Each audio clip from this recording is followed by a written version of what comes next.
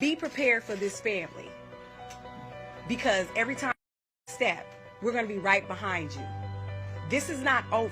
The officers who shot and killed 22-year-old Amir Locke during a no-knock search warrant will not face criminal charges. Like it just re-happened all again. A big slap in the face. You know, we wasn't surprised. We definitely discussed it. Although Amir Locke's family is angry with the decision, they say their fight for justice is far from over. It's almost felt like a dream. Sherman Wells is Amir Locke's cousin, and he's also close with Locke's mom, Karen Wells.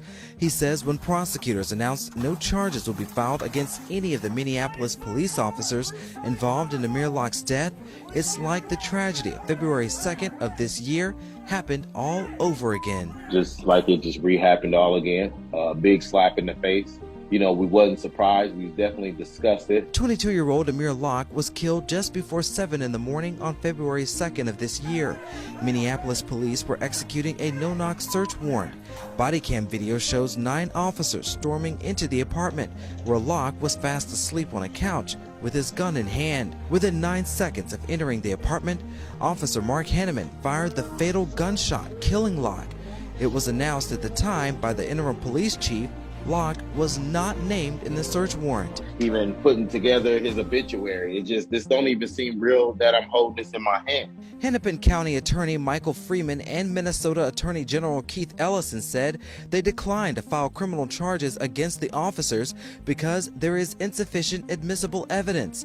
The state will be unable to disprove beyond a reasonable doubt any of the elements of Minnesota's use of deadly force statute that authorize the use of force by Officer Henneman or any other officer involved in the decision-making that led to Amir Locke's death. Be prepared for this family, because every time you take a step, we're going to be right behind you.